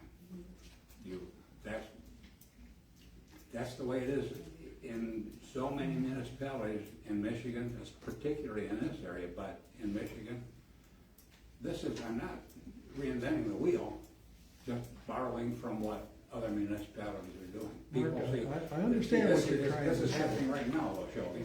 I understand This what is you're happening trying to right say. now. Comment after comment, nobody raises their hand, nobody's recognized. It can't work that way. So you're saying the council is just gonna make decisions without public input, and we can talk about it later? They won't make the decisions without public input, but the decisions at voting time, that's the way it is. Your public comments, if there's gonna be some beforehand, you've got the agenda in front of you, you know what they're gonna be talking about. If there's gonna be a chance at the end of the meeting, it's not necessarily for questions. You just say, well, I think you guys made a bad decision, and I'm not gonna vote for you again, or worse to that effect. Mr. Vogt, you do. You ask a lot of, I think, my own opinion, very good, very insightful questions. And I will not be able to do that anymore. Yes, you will. Well, depending on On the what topic, some of those topics get voted on the night of. And if I'm not able to discuss it without my input, then, and I'm not saying my input is all that, but I thank you for recognizing that I try to give valuable input. But if I can't do that, I can't do that, which seems like it's not the best way to come to maybe the best decision. You're suggesting we do it at the top of the I don't meeting? know, I wish, and again, I understand where you're coming from.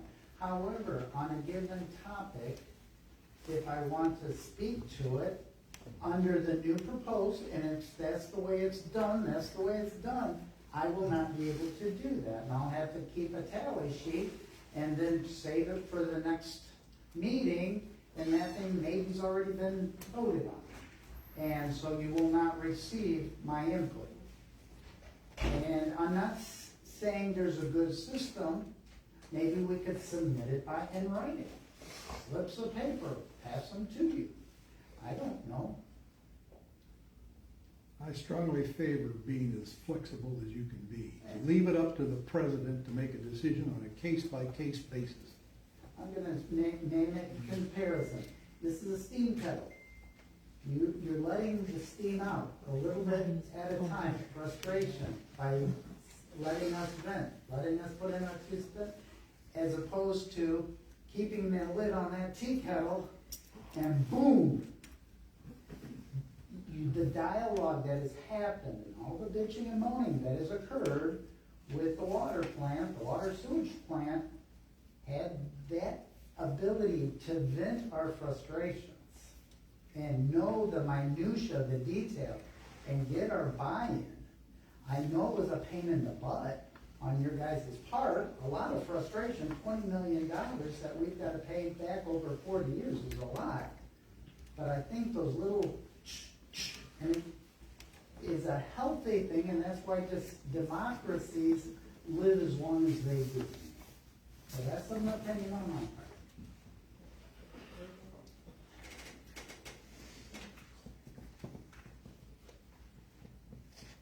Anyone else want their 17 seconds of time to speak? Yes. I think, after hearing that, I think where Mark has suggested that we put audience participation probably is the best place, because then that way,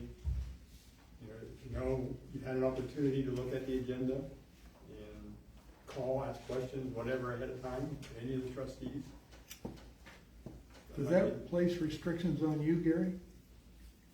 Does it replace, Does it place restrictions on you? as far as, Can you allow more than what that says, or do you have to absolutely go by what it says, the written word? it's intended to be a 3-minute time, but it said if there was something, let's say the sewer plant, you had being an engineer and all that, you had a little information that all the rest of us maybe in the room didn't. It would be up to the president to say, Shelby, do you have an opinion on that that you can say in 30 seconds or? So the rule is not an absolute rule. Not absolute, but we're going to adhere to it as closely as we can. In fact, we got a timer here. That's what this is a 3-minute timer. Come down to that. And we've been talking here for 15 minutes. There's been a lot of people who have talked. So 3 minutes is a long time if you really sit and talk about something. And at any time, you're free to call trustees. I came over to your house several times to talk about the sewage plant. And Sure. because of your background, you had some good comments. I mean, I understand why Mark is proposing it. It probably is the most workable solution that I've heard in a long time. But I don't like absolute things, because sometimes things do need to be flexible. And I think that should be up to you, not anybody else in the council but you. Yeah, I agree with that. Whoever sits in the seat has that obligation to do it, yes.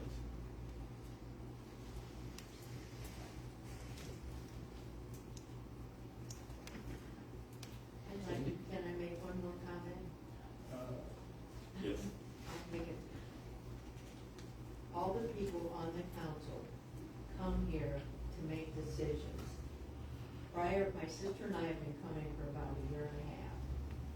And prior to our coming, or after after our coming, thereafter, there has been more interchange of the council down here. Questions. Prior to that, whatever was in the newsletter, it either got voted yes or, not newsletter, the minutes, or your agenda, was voted. And there was hardly any discussion. It was just what was there, out the door in a half hour. I think the audience participation, we would have, I would almost say 98% sure, we have a consumption shop if the audience hadn't been full that night, that really argued about that and didn't want it. And then you guys back up, because you didn't get your paperwork until 5:30 that night, so you didn't even know what was in the paperwork. So that night with the audience being full, thankfully we had the audience that night. I think you're wrong in your supposition that it would pass, I think, but. You don't think it well? Yeah. And I think you. anyway, Hey, we're backtracking on this right now. I think we just need to Give it a try. give it a try, but I do agree with Jasmine and Mark's opinion on, we do need some input from the audience, but the back and forth, people talking without being acknowledged, people talking in the audience, disrupting everybody else back there, that's gotta stop. And that's a part of what makes our meetings last so long. And that's gonna have to be up to Gary to start using that gavel. And I have no objections to public comments at all, but we just gotta keep it under control.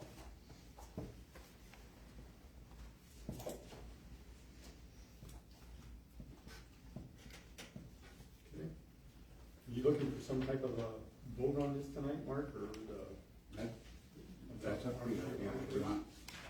I don't want it to end we here. already have a motion on the Yeah. floor with the support to pass the rules. You said we do? Yeah. I'm sorry. You're good. Can go, Well, can we amend that? Kathy, Yeah. support. Can we amend it? Sure. As a president's discretion on how we, handle it, I guess? I think we have to nail it down if we're gonna make a motion to change a little bit, either say it's gonna be at the beginning, or be at the end, you know, I don't think we have to do the whole meeting. I think it does need to be somewhat, council can come up and actually deliberate among ourselves the way that I think it's intended to be. You know, with input from the public, but it can be, you know, I get stopped on the road a lot, and people say, oh, why did you do that for? You know, I'll come and tell me ahead of time, type of thing. Tell me ahead of time.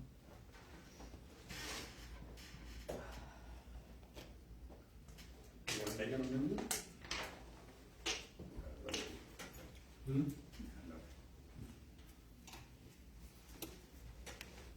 Can we make the amendment as we, where is it, where they, How about just add one that says, questions must be made in a courteous manner and be limited to 2 minutes, strictly, where it says strictly enforced there, add strictly about said topic. If you have a question about what's being discussed, you can ask that when the time is right, at the end of, before we vote, they can get a 2-minute time to ask a specific question on that specific topic only.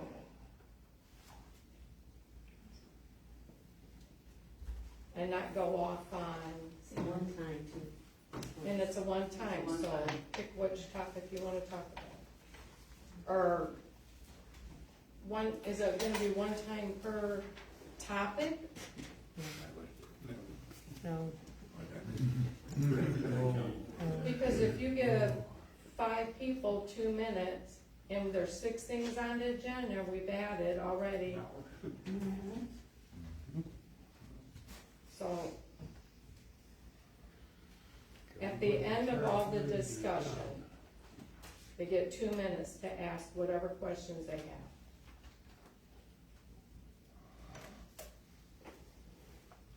One time. One per time. meeting.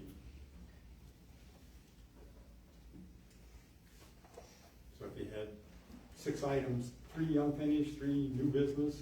And get they one- have 3 one time. questions, they better be able to present it in 2 minutes, because they get 2 minutes. And it can be on different topics, not just one. Yeah, but it's after all the topics are done. But then again, if we're voting and you do that, that defeats the purpose of the questions. Right.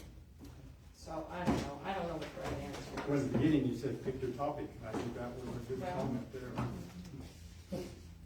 Yeah, everybody doesn't need to have an opinion on everything. Can I make a suggestion? Try it the way that Mr. Honeysett has it for the next meeting and see if you like it from there and then make an amendment. That way, you know, meetings don't last an hour longer than what you guys have scheduled. That's a good Try it suggestion. one way and then if you don't like it, adopt it from there. Well, every meeting's. Change it. We do have a motion now, Cartagena and Piper.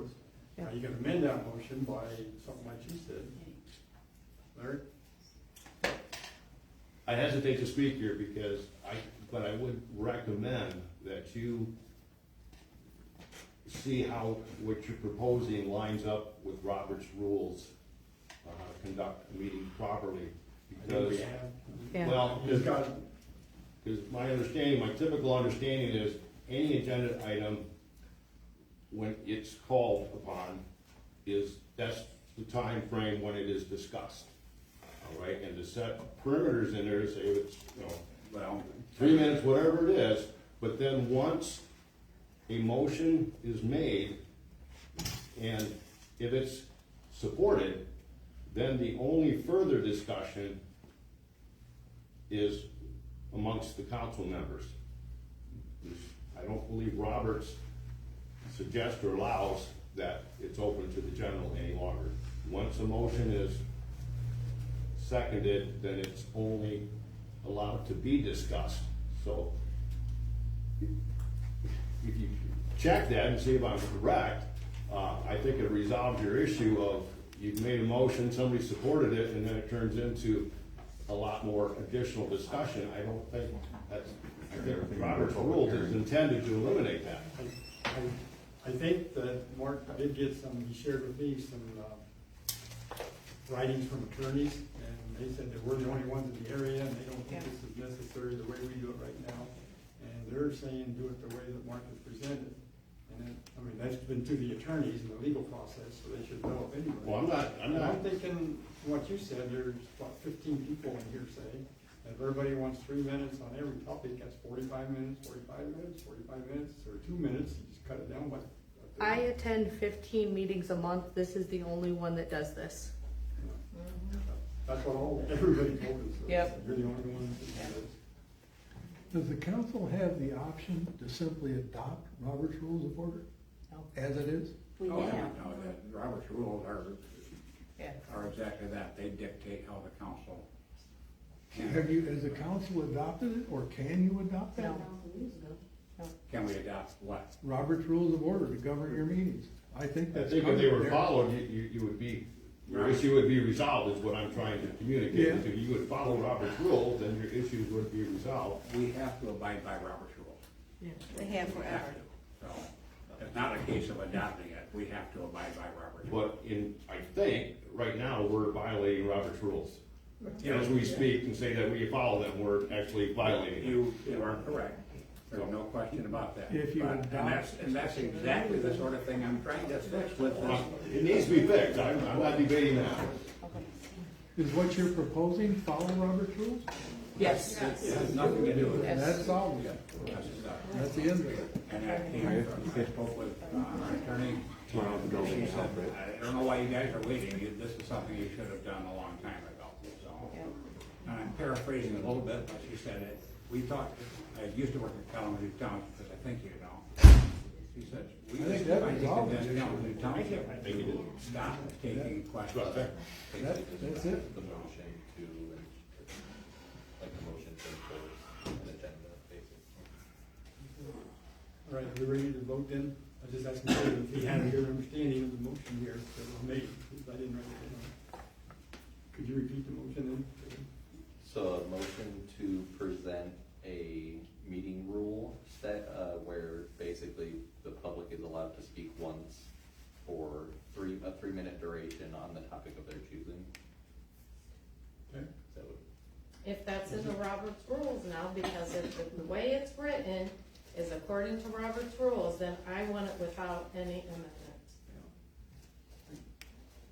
But you're Kathy, you're seconding the motion? Is that all right? Yes. Okay. So no amendment. No opinion?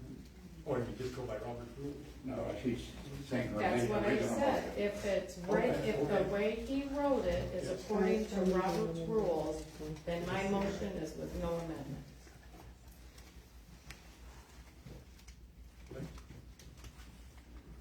Any questions? Okay, call roll, please. Cartagena, Yes. Hewitt, No. Lawrence, Yes. Matters, Yes. Matters, or Matters, Yes. Piper. Yes. All right, that motion carries then.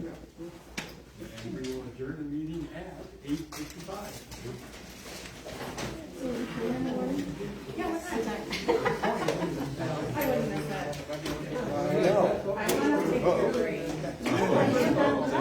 I don't mean tonight. Then why are we having a And I've been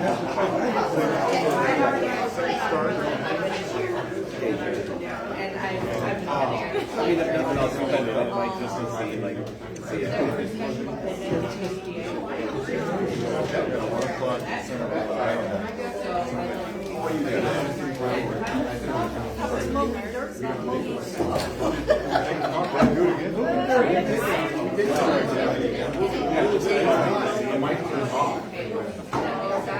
And I didn't either. I mean, I've learned to Good to see you.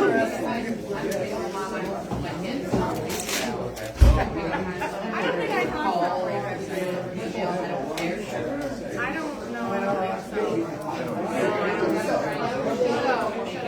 You come get a beer on Wednesday. I'll get a beer on Wednesday. Well, so, You can put that, I'll just take it. I'm not here. Why do you want it? They can, yeah, they have to be willing to attend it too, because that's what you're doing.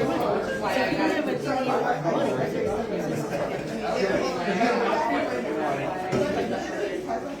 yeah, because if you don't have any money, there's no sense in it. And that's why RTDA was here tonight, because this is the best. So not today. No, I don't mean working, obviously, but yeah. I can't be on that one, I'm on this one. Oh, I'm not saying that. I'm trying to make a